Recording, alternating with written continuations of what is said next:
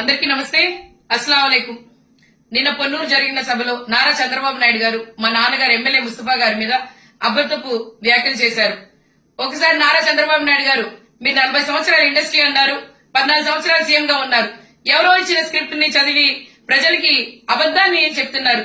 నిజాలు ఎలాగో చెప్పలేరు, నిజం ఎలాగో చేయలేరు. గతంలో హామీలు గాని లేకపోతే మీరు చెప్పిన ఏవి ఈ రాష్ట్రానికి చేయలేక ఇప్పుడు ఎమ్మెల్యే ముస్తఫా గారి మీద వ్యక్తిగతంగా ఆయన్ని రాజకీయంగా ఏం చేయలేక వ్యక్తిగతంగా ఆయన మీద దూషిస్తున్నారు. మీ కొడుకు ఏమైనా తీసుకున్నారా మా దగ్గర నుంచి గంజాయి? లేకపోతే మీ పార్టీ వాళ్ళు టీడీపీ వాళ్ళు ఎవరైనా తీసుకున్నారా? ఏదైనా రుజువు చేయగలరా? రుజువు చేసే సత్తా ఉంటే ముందుకు రండి. అలాగే కబ్జా చేశారంటున్నారు ఆటో నగర్ లో.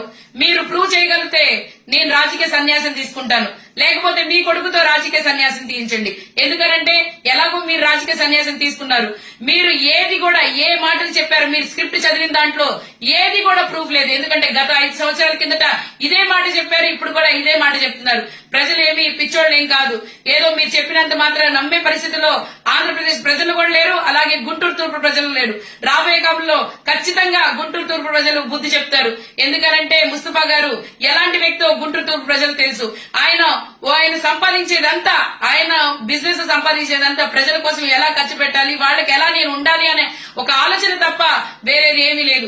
రుజువు చేయనప్పుడు మీరు చెప్పాల్సిన అవసరం కూడా లేదు. రుజువు చేస్తే మీరు ఒకవేళ చెప్పగలిగితే, దమ్ముంటే, సత్తా ఉంటే మీ టీడీపీ వాళ్ళని మా దగ్గర రమ్మనండి. మీరు రుజువు చేయగలిగితే మేము రాజకీయ సన్యాసం ఖచ్చితంగా తీసుకుంటాం.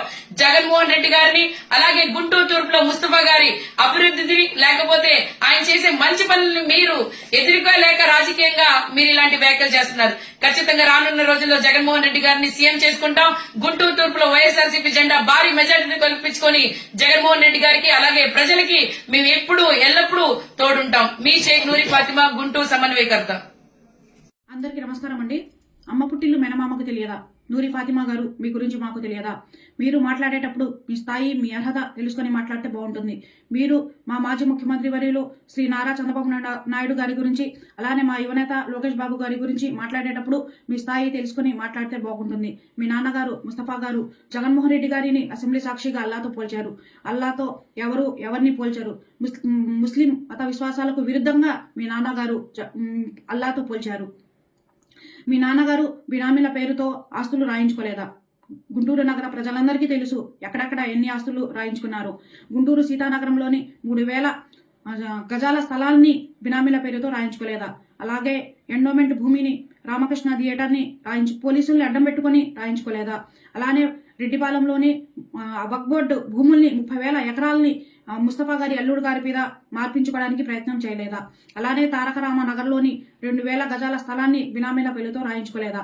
మీ నాన్నగారు గంజాయి వ్యాపారం చేసుకుంటూ అది చాలదు అన్నట్టుగా గుట్కా వ్యాపారం కూడా చేసి పట్టుపడడం జనం గుంటూరు ప్రజలందరూ చూశారు. ఎస్పీ అమ్మిరెడ్డి గారు మీ నాన్నగారిని ఎందుకు ఇంట్రాగేషన్ చేశారో మీరు గుంటూరు నగర ప్రజలకి తెలియజేస్తారా? మీ తమ్ముడు గారు ఎక్కడ ఉంటున్నారు, ఎందుకు ఉంటున్నారో గుంటూరు నగర ప్రజలకి మీరు చెప్తారా, లేకపోతే మమ్మల్ని చెప్పమంటారా? మీరు రాజకీయ సన్యాసం గురించి మాట్లాడుతున్నారు, పెద్ద పెద్ద మాటలు మాట్లాడుతున్నారు. ఇప్పుడే రాజకీయంగా ఓనమాలు దిద్దుకుంటున్నారు. ఎలాగో రేపు 2024లో గెలిచేది తెలుగుదేశం ప్రభుత్వం. అలాగే అప్పుడు మీకు ఎలాగో తప్పదు రాజకీయ సన్యాసం అప్పుడు మీరు ఎలానో తీసుకుంటారు. మీ అందరి లెక్కలు తేల్చడానికి తెలుగుదేశం ప్రభుత్వం గెలిచిన తర్వాత ఎవరిని వదిలిపెట్టే ప్రసక్తే లేదు. ప్రతి ఒక్కరి లెక్కలు తేలుస్తాము, ప్రతి ఒక్కరి అంతు తేలుస్తాము.